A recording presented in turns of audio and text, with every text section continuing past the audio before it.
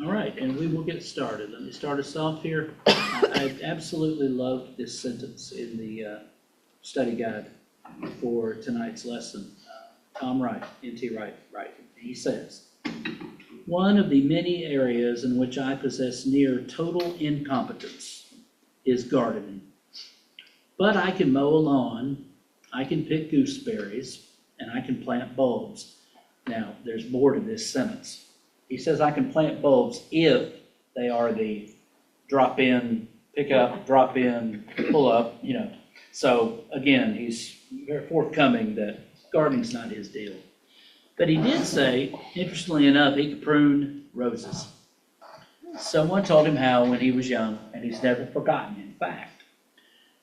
He says he not only knows how to do it, he even knows why. And he says, well, more or less. A rose bush left to itself will get straggly and get tangled and grow in on itself. It will produce quite a lot of not so good roses rather than a smaller number of splendid ones. It will quite literally get in its own light. It needs help to grow in the right directions and to the right ends. So you prune it to stop it wasting its energy and being unproductive.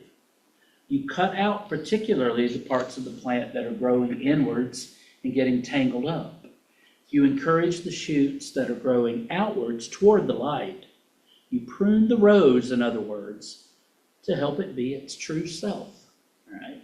He says, as far as I understand it, more or less the same thing works with vines.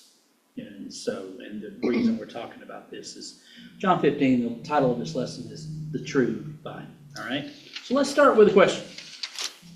What has been your experience with gardening? Can I answer first? Zilch. That would be mine. Now, you folks that have gardened, please chime in. Well, when I was young, Yes. my mom had humongous gardens, everything, big gardens.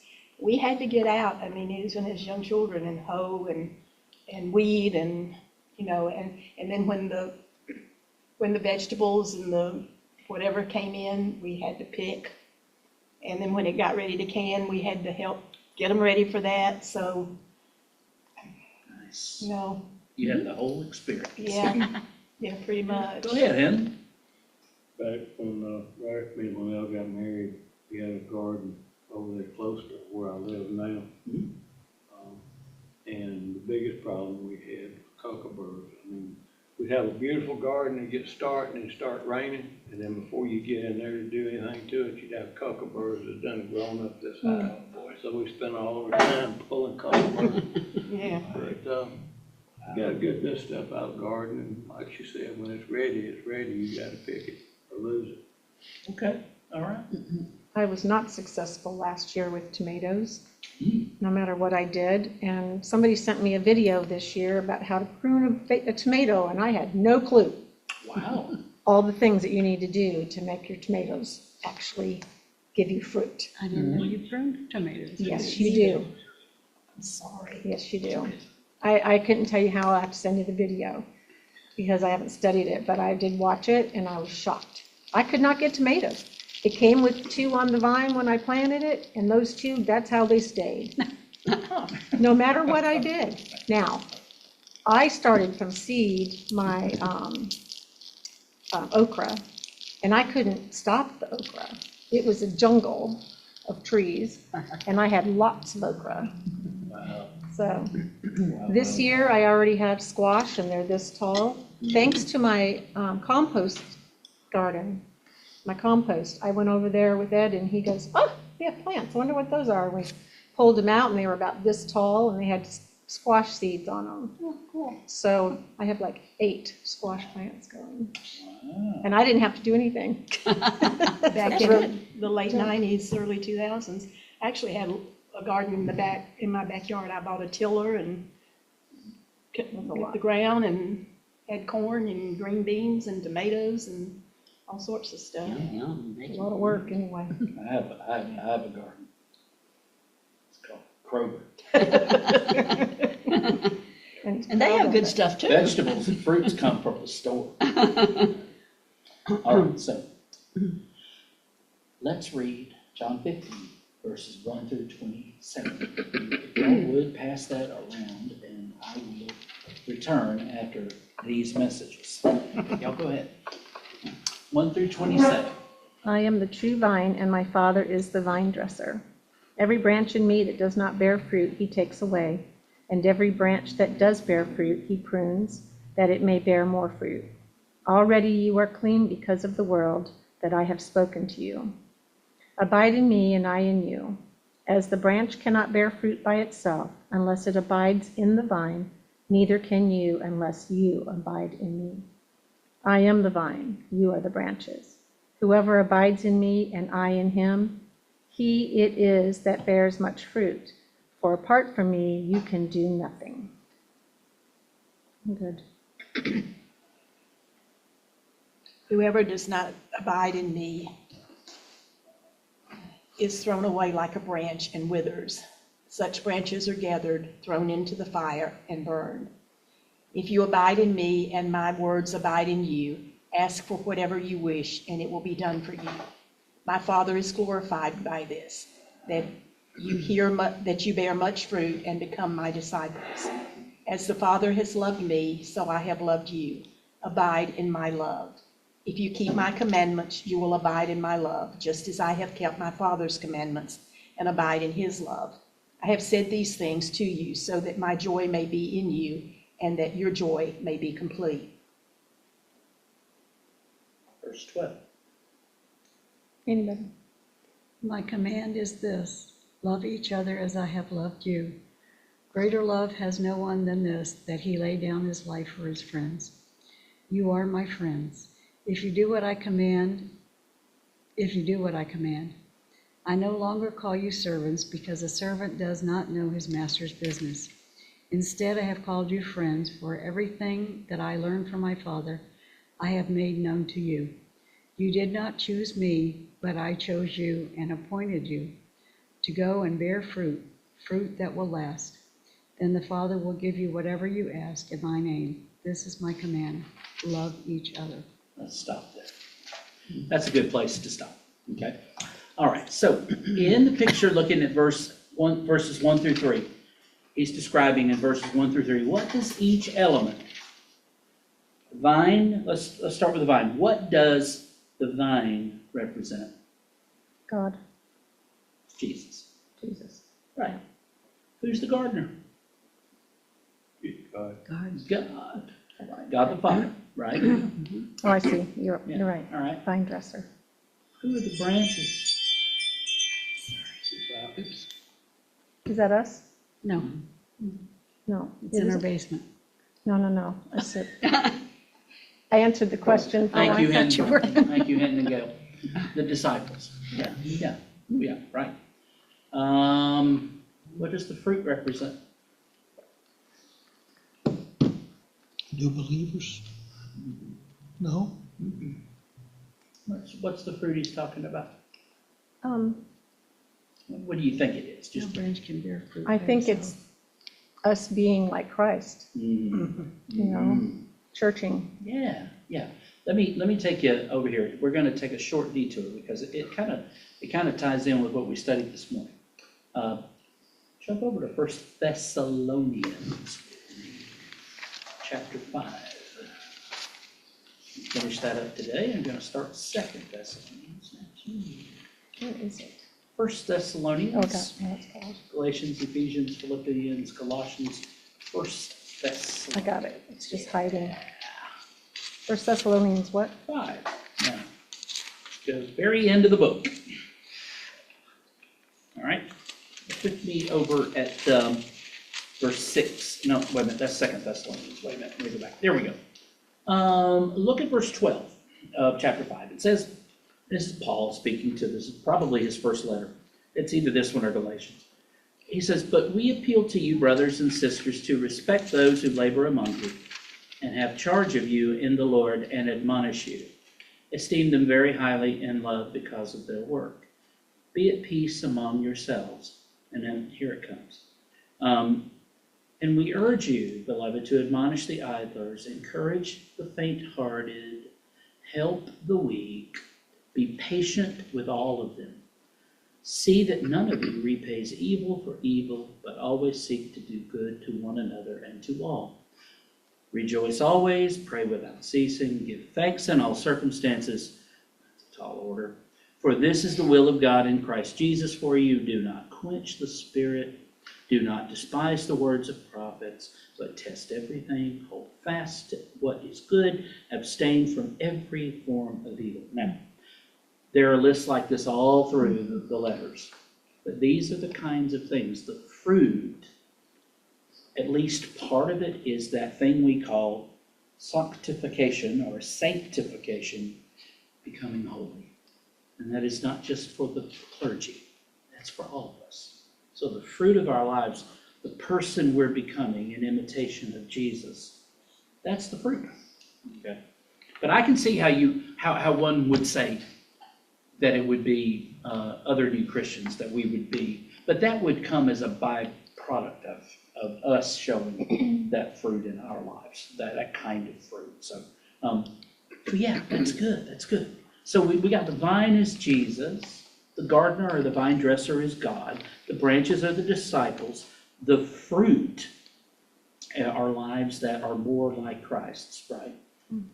And so, yeah, so that's a good place for us to start. Now, within Jewish tradition, the vine was a picture of Israel. Let me read you a little bit here from Psalm 80. You brought a vine out of Egypt. You drove out the nations and planted it. You cleared the ground for it. It took deep root and filled the land. The mountains were covered with its shade. The mighty cedars with its branches. It sent out its branches to the sea and its shoots to the river. Why then have you broken down its walls, so forth and so on? So you get the idea of Israel as a vine. It has been ravaged by wild animals. God brought a vine out of Egypt and planted it in the promised land. It had been ravaged by wild animals and needed protecting and reestablishing. The vineyard of Israel, said Isaiah in chapter 5, has borne wild grapes instead of proper ones. Other prophets used the same picture. So, having read that portion of Psalm 80, 8 to 18, let me read to you Isaiah 5, 1 to 7, and just think about Israel as the vine. Let me sing for my beloved, my love song concerning his vineyard. Now, stop right there. Who would the beloved be? You're thinking about Israel now. Who would you think God's beloved was? His son. The Jewish people. Okay, his son, but who would that specifically be? Not Jesus, but remember we're in Isaiah. We're in, Right, so Jewish. who is his son? Israel. The king. Okay. The king. Psalm 2, you are my son, this day I have begotten you. That was a coronation song for kings. So yeah. So again, he says, let me sing for my beloved, my love song concerning his vineyard. My beloved had a vineyard on a very fertile hill. He dug it and cleared it of stones and planted it with choice vines. He built a watchtower in the midst of it and hewed out a wine vat in it. And he looked for it to yield grapes. But it yielded wild grapes. And now, O inhabitants of Jerusalem and men of Judah, judge between me and my vineyard. What more was there to do for my vineyard that I have not done to it? And so forth and so on, right? So how these passages do shed light on what Jesus is saying about himself as the true vine, right? How do they do that? Let's stay with this. This is really good. Think about Jesus coming to the temple. Those of us that have seen season 5 of The Chosen, try not to see that. I haven't seen it. Yeah, okay. But no, it actually, if it helps, it helps. Jesus comes to the city, and what does he find? What does he find in the temple? Money changers Yeah. and A All the wrong marketplace. things. thieves Yeah. and. All the wrong things. He came to the city, the vine came to the city looking for grapes, good grapes. The true vine came to the city looking for true fruit. What did he find? Wild Same grapes. thing God found in Jerusalem, wild grapes. So what is this saying about, what is Jesus saying about himself? I told you it was David, the king of Israel then, but what's he saying here is the true vine. He's done the same thing, right? He has come to Jerusalem. Remember, where are they during this? Chapter 15 of John. Where are they? When is this? So It's the last night. Judas has gone out, remember, and it was That's right. night.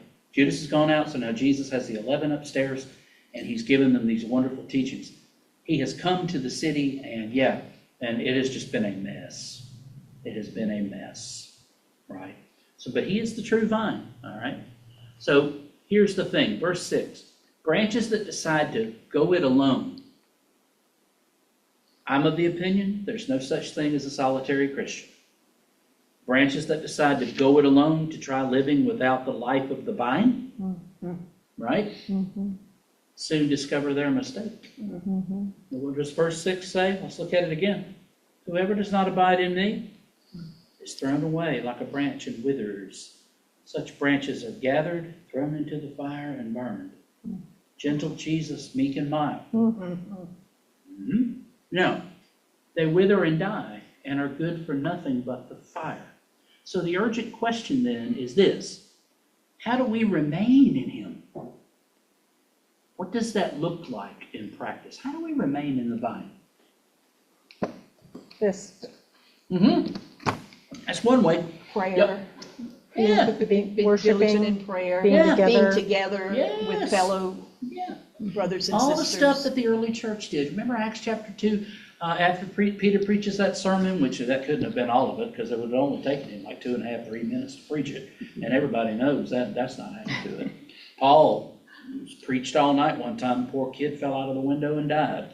And then he had to, he said, he's all right. But they devoted themselves to what? The apostles' teaching. They devoted themselves to fellowship, the Lord's table, and to prayer. Yeah, those are the things. And together.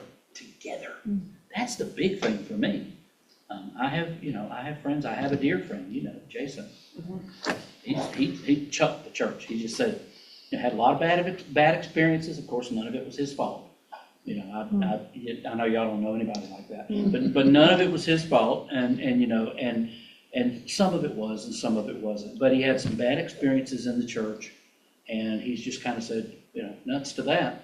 So on Easter Sunday morning, he and his wife both grew up in the church, loved the church. They're in their garden in the backyard enjoying Easter there instead of with the family of God, wherever that may be. Now, I'm not judging him. I'm just saying there's no such thing as being isolated from the church. It can't be that every manifestation of the church is wrong all the time. It just can't be, at least for me. So that, I think, how do we remain in him? Yeah, by not forsaking the assembly. I think Hebrews says something about that. Don't forsake coming together, stay together, right? So I think that's what it looks like in practice. But it also, our personal lives, our personal devotions are just as key, because we can't always be together. Okay? Right. But we can keep ourselves reading and praying when we're not together. Okay, look at verse 13. What does Jesus identify as the highest form of love? Someone that lays down his life for his friends. Yeah, it's true. What event in particular was Jesus pointing to when he spoke of this highest form of love and of his disciples as his friends? His own crucifixion for his He's pointing forward to the cross. Now, I have to tell you, I have to stop here because there was a long part in the commentary of N.T. Wright on this whole thing. He mentioned during World War I in England, and probably here in America too, maybe, I don't know. I know this much about World War I, about that much. Me too. I just know that another one followed it. That's Yeah, that a one I few know years about later. more. Okay, I know nothing, but I do know that ever since Christianity was made the state religion of the Roman Empire, I do know that pulpits have banged that verse. Greater love has no man than this, that he lay down his life for his friends. But you just said to me, what was he talking about? The cross. Mhm. He wasn't talking about anybody else's death, period. No, I'm sorry. But throughout the history of the church, this has been used Mm. for young people, young men particularly. Yep. That Get it? Jesus said, Mm. well, who can say no to that? That's right. That makes sense. Yeah, and that's all I'm gonna, there's a longer, if you wanna read Wright's discussion of it, he's not a pacifist, but he does say it's been misused. It was misused, I mean, Constantine, in this sign you will conquer. Well, okay, well, we won, so now Christianity is the state religion. See, we could go off the cliff on that, but we won't, don't worry about it, I'm gonna pull us back. We have to understand that Jesus is talking about the cross. All right?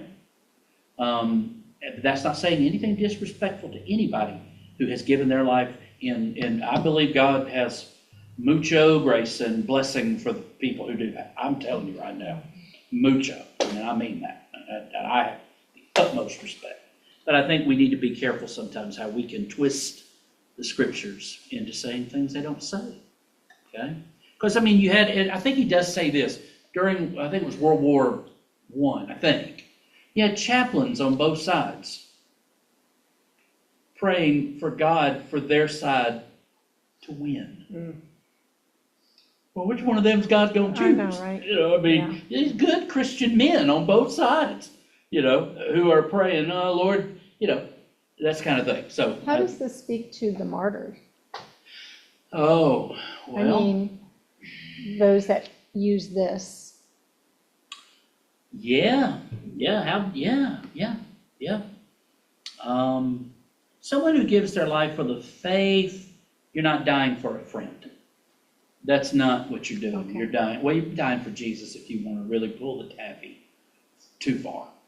But yeah, that would be a difference. That would be someone that gives their life for the faith. Because I think I've heard it used like You that. probably have. Yeah. You probably have. And the church had to stop telling people in the early church, stop. Stop getting martyred. They really were. It was like Braves fever, catch it. It was like martyr fever, catch it. And the church fathers finally had to tell them, look, stop. Not many of you left. Because they considered it the sincerest form of flattery was to give their life. And, so anyway, I say that with the utmost respect, but we have to be very careful with the Bible, using it to manipulate people. No matter how well-intentioned it may be. Okay. All right, but let's move on from that. Okay. Jesus issues a command that we're to love one another, and so to remain in his love because he has acted out and will act out the greatest thing that love can do. So what are some practical ways that we can love others in the sacrificial way that Jesus has loved us? We can't necessarily do what he did, but there are ways that we can do it. We can put others first. Okay, all right, yeah. Yeah, we can put others first, yeah. Over our own needs. There's a myriad of ways we can do that. Yeah, aren't there? Yeah. Yes. Plant a garden. Yeah. Yeah? Yeah, don't ask me about it, though. I don't have any clue. You don't want me anywhere around a garden. If you say people have brown thumbs, mine's as black as can be. Mine's as black as Oh, I can be, don't too. know. Give me one. All right. Well, that's good. All right. So now Jesus is going to take a shocking turn here. And let me finish this text. This is so good. Thanks for being here. We got choir in 30 minutes. No, we don't. Just checking to see if y'all, okay, there you go. All right. Well, some of you threw, I did look at my some schedule. of you threw your cantatas away on on Sunday, so. Yeah, I retrieved it though. I know you did. You didn't have to rat on yourself. I didn't know you were one of them. But anyway, all right, now it's on the I recording. threw mine and Franca's away and I retrieved them. Okay, She retrieved them. so it was hers and Franca's. So, okay, so that's how we found The it. two, Okay, yeah. there, now the We had- mystery is solved. There we go. Yeah. Thank you. But I put them back in the book, so what'd y'all find in the garage, in the garbage? We didn't find any in the We didn't find any in the Oh, garbage. Because okay. Scotty came yesterday, this week. Oh, What we found was Barbara Coker and Rose Barrett threw their cantatas away. That's what we found. Not calling any names, but. And we found treasure as well, up the parlor. Oh. All right, I'm in a mood today. You're just gonna have to stay with me. Hang in there. He Oh. takes a turn here. All this talk about loving one another, greater love has no man than this. And then he says this, look at verse 18. Jesus says, if the world hates you, be aware that it hated me before it hated you. If you belong to the world would love you as its own, because you do not belong to the world, but I have chosen you out of the world. Therefore the world hates you. Remember the word that I said to you. Servants are not greater than their master. If they persecuted me, they will persecute you. If they kept my word, they will keep yours also. But they will do all these things to you on account of my name, because they do not know him who sent me. If I had not come and spoken to them, they would not have sinned, but now they have no excuse for their sin. Whoever hates me hates my Father also. If I had not done among them the works that no one else did, they would not have sinned. But now they have seen and hated both me and my Father. It was to fulfill the word that is written in their law, they hated me without a cause. When the advocate comes, whom I will send to you from the Father, Spirit of truth who comes from the Father, he will testify on my behalf.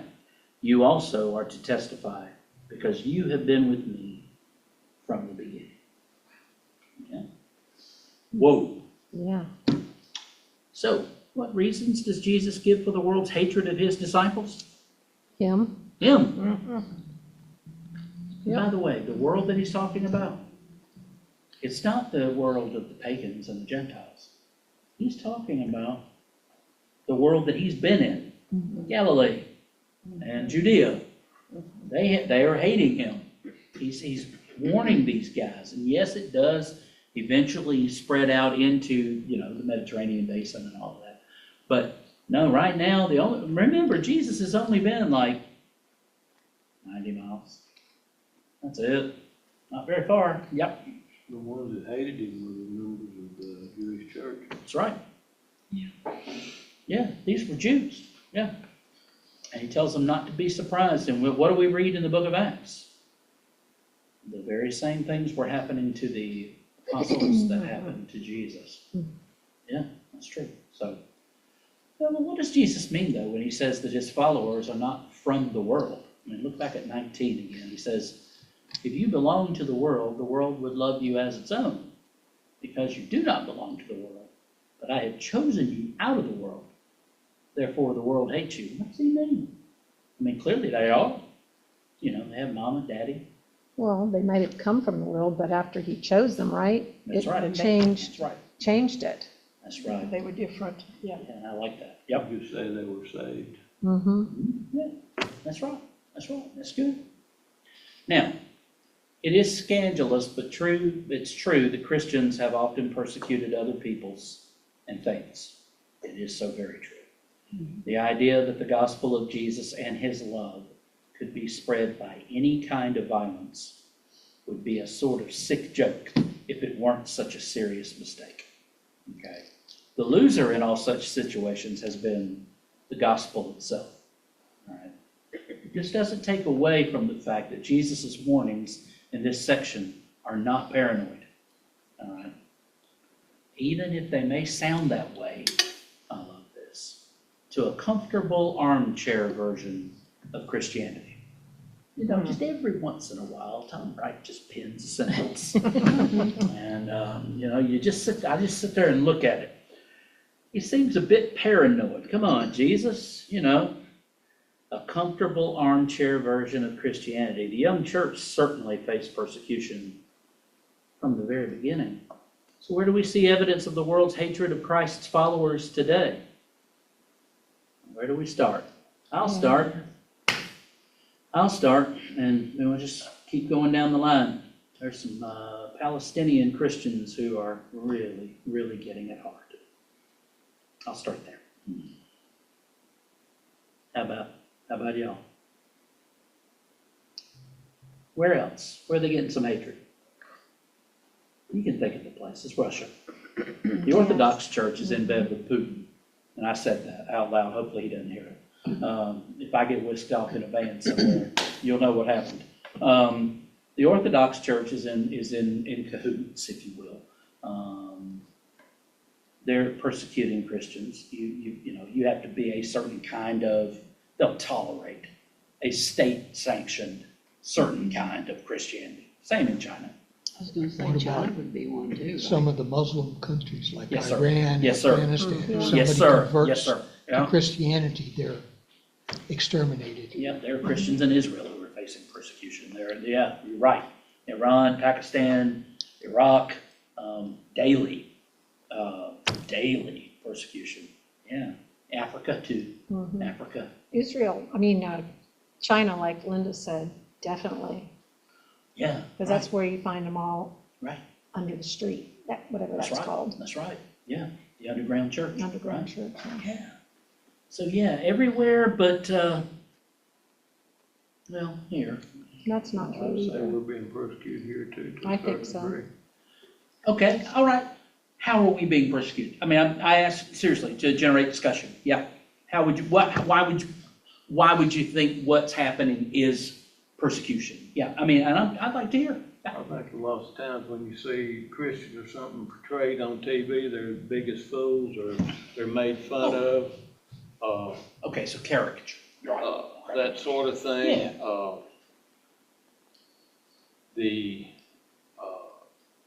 The movements that are going on, with the LGBTQ, whatever. Yeah. I think, they look down on Christians because they figure Christians look down on them.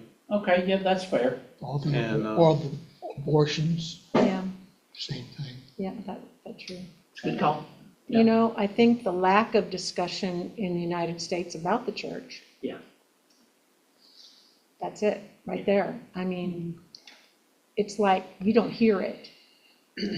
You have this candidate who believes what the Bible doesn't say, and one that does believe what the Bible says, basically. And it's a battle. And then you've got people dividing based on their beliefs, and some of them are Christian beliefs.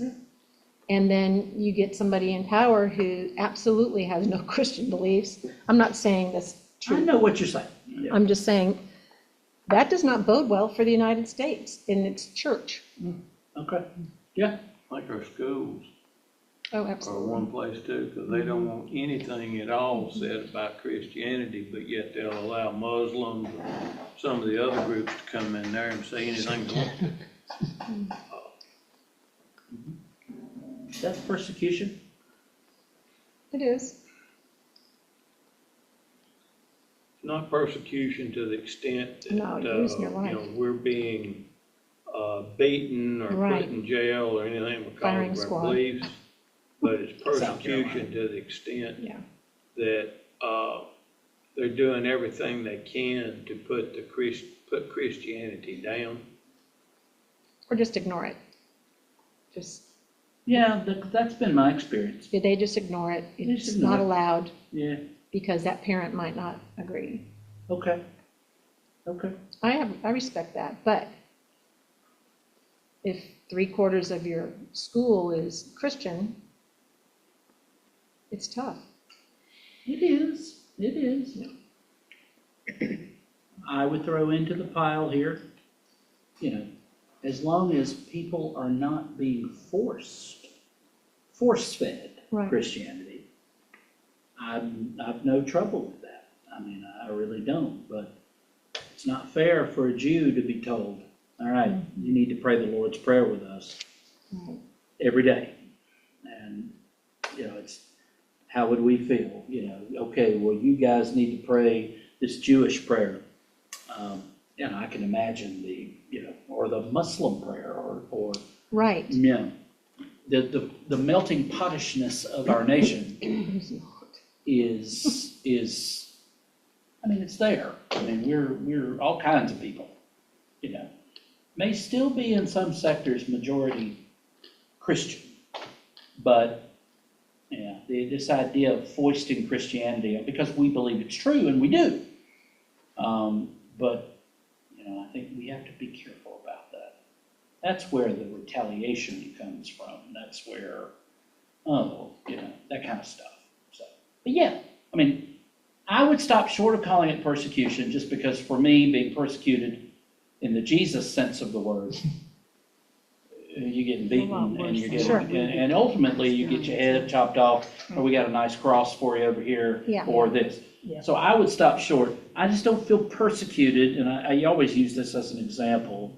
And again, this is for me. This is not blanket statement. This is the way it is. Of course not. I just don't feel persecuted when I walk into Walmart and somebody says to me, "Happy holidays." I just don't. I guess maybe that's I just agree with me. that. I don't. No, I I'm agree. more worried about, am I going to be able to find what I'm looking for than that kind of thing. And I just doesn't bother me, So, but that's just for me. So, so there you go. So, yeah, but everything you guys have said is true. It's happening. Yeah, it really is. But I thank God for things like The Chosen, who are giving a good showing of Christianity. Yeah. I think the things that are happening are the beginning. I think it's gonna get worse. It very well may. Yeah, And it very well may, man. that's the reason I'm saying. Yeah. It may not be persecuting to the extent that we'll be beaten or anything like that, Yeah. but it's the beginning. People were Christians used to be looked up to, now they're being looked down on. And then, Yeah, and unfortunately, some of us have given the world all the ammunition it needs to look down on us. What was the name of that one church that used to antagonize veterans or? Oh, the Westboro Baptist. Yes. Yeah, out in Kansas. They gave lots They were of, a cult. That was bad. That was horrible. That's a shame right there. yelling at parents of the fallen. Yeah, woo. Yeah, and then we could just start making a list, of black eyes we give ourselves, in the eyes of the world.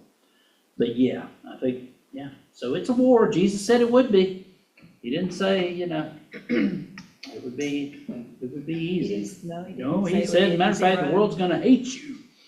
So, all of that to say, but Jesus does give comfort in this passage, and we're done. Verse 26, I'm gonna go back to it, because he does give us some comfort. He says, when the advocate comes, or the Spirit, or the counselor, or whatever your translation may say, whom I will send to you from the Father, the Spirit of truth who comes from the Father, he will testify on my behalf. You also are to testify because you have been with me from the beginning. So in other words, Jesus is saying, you will not be orphaned. You will not be orphaned, right? And boy, we need it. We need the Spirit bad. We really, really do. Okay? So I think as we go tonight, I think we want to give thanks to the Father for graciously tending and caring for his vineyard. Even if that means a little bit of pain for us, branches, right? Pray that we may learn how to remain connected to the true life-giving vine, and that we would never seek to exist apart from him. We want to thank Jesus for the helper he sent to us, and pray for the ears to hear and the courage to act on what he speaks to us in our time of need. Yeah. Now, next week, Lord willing, we're going to look at John 16, and Jesus is going to talk about the Spirit and the world. These are wonderful teachings, and I'm glad you're here to be a part of it. And I'm glad for the folks here on Zoom, like Obi, and those of you that'll be streaming it, God bless you, and thank you for being a part of it. Just by way of reminder, if you didn't hear it before, it was Barbara Coker and your mother, Obi, who threw away their cantata. But tell them not to worry. They have new copies in their folders. So pass it along for me, Obi, okay? Thank you all for being here tonight. God bless you, and I hope you have a wonderful rest of your weekend. Bye-bye.